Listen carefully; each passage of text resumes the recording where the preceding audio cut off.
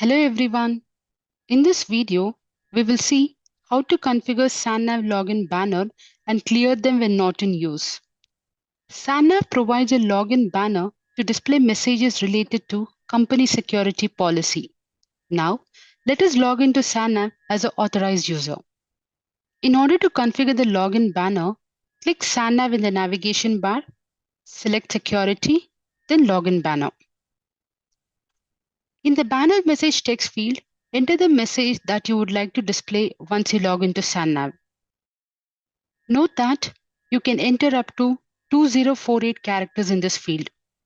Now, make sure that you select Display Login Banner upon Client Login checkbox. Click on Save. In order to validate, let us log out and log in back to SANnav.